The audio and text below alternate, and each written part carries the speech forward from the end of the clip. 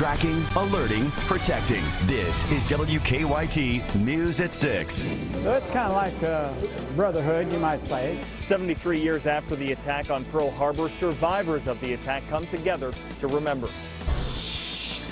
And it looks like we could be tracking snow through the area by Tuesday night going into Wednesday. Light accumulations possible? We'll talk about that. A man is in jail tonight after he led police on a high-speed chase through a Richmond neighborhood. WKYT News at 6 starts now. Before we get to our top story, we're tracking a breaking news alert out of Richmond tonight. Good evening, I'm Kristen Kennedy. Right now, police and fire crews are on the scene of a two-car wreck on Berea Road. Police had to shut down both the north and southbound lanes. We're trying to find out more for you. Now on to our top story.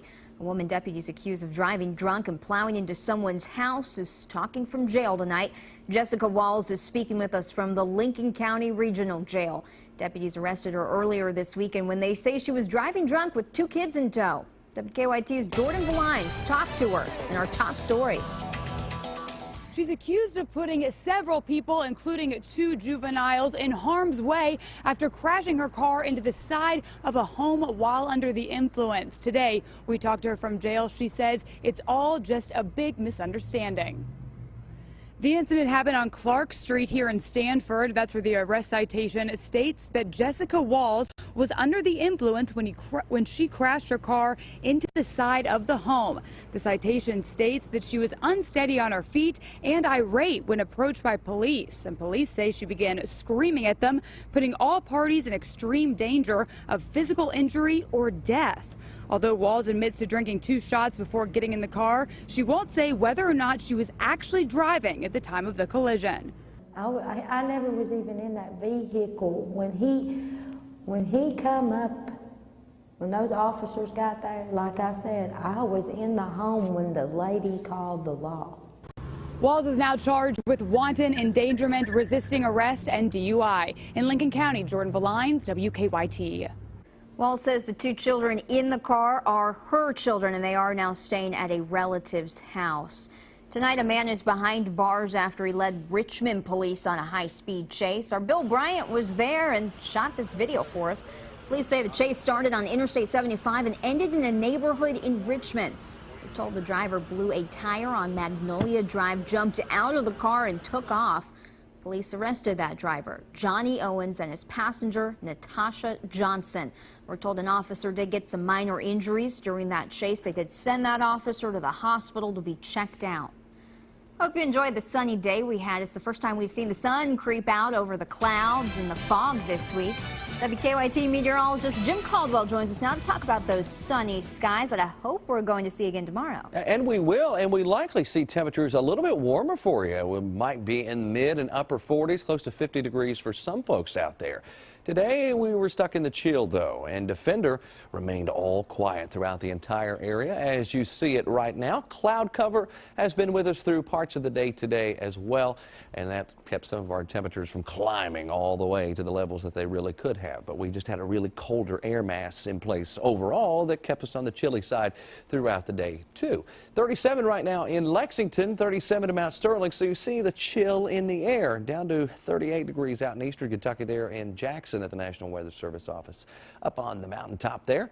Our main focus of the forecast, it isn't the chill that we have or the slight warm up that we get tomorrow. The main focus will be tracking those snow chances back into the area again this week. We're talking Tuesday into Wednesday.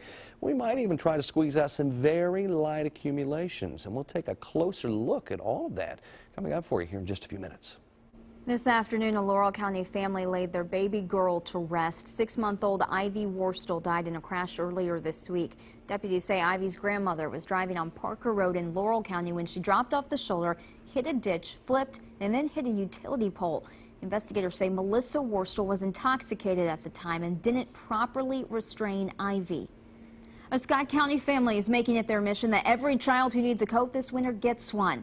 WKYT's Mark Barber met up with that family today. They've already collected more than 100 coats for kids.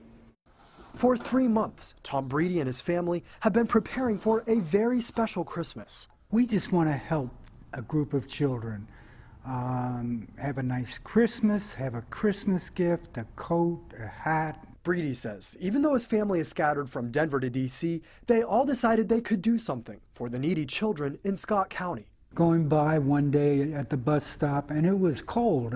I mean, I had clothes on like I have right now, and I looked out, and there are half the children have T-shirts on, and I thought, this isn't right. Breedy's daughter, Jessica Breedy, lives in Maryland.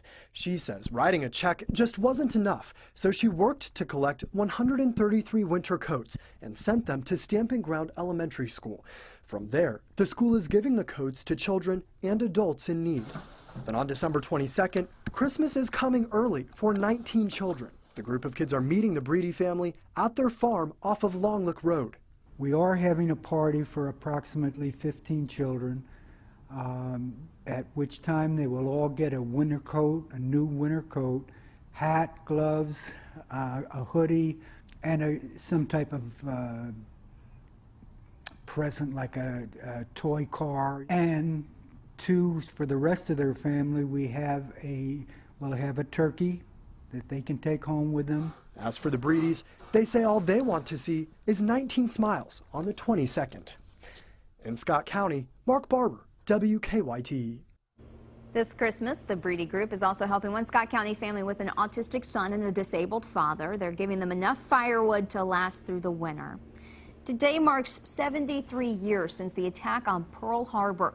The anniversary is one the Commonwealth is marking with flags at half staff in all state offices. The few Kentuckians still alive who survived that attack decades ago still meet every year to remember together. WKYT Sean Moody joined them in Frankfort.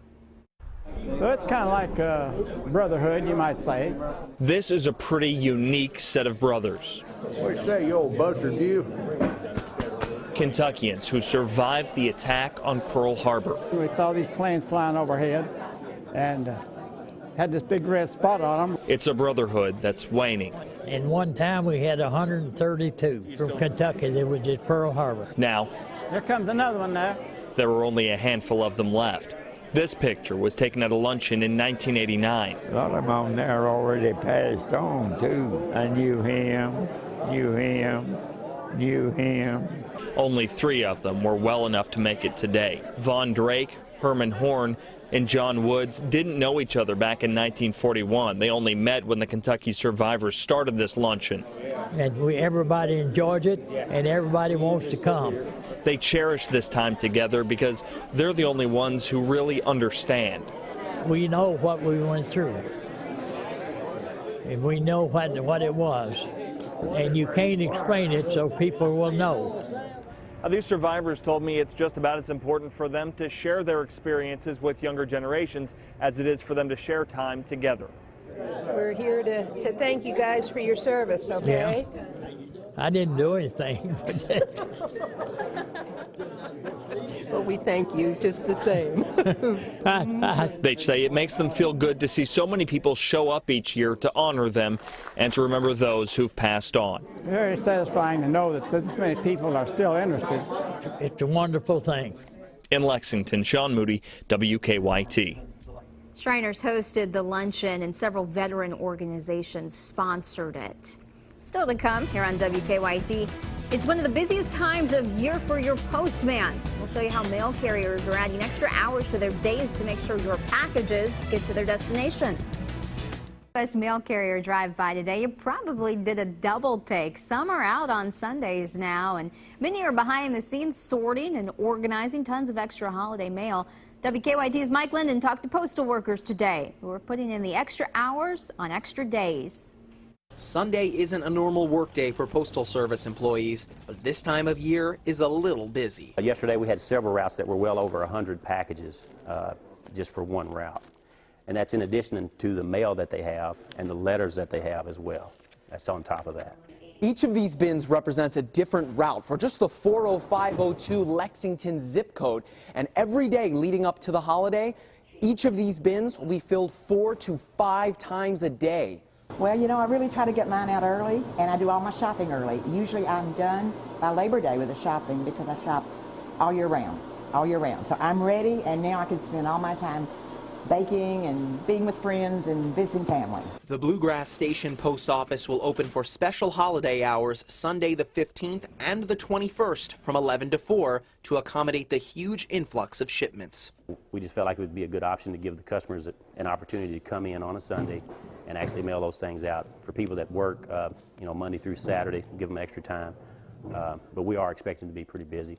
It's estimated that the United States Postal Service will process more than 600 million pieces of mail nationwide on Monday the 15th, the busiest mailing day of the year. In Lexington, Mike Linden, WKYT. The last day to ship boxes so they arrive by Christmas is December 23rd, and you have to send them Priority Mail Express.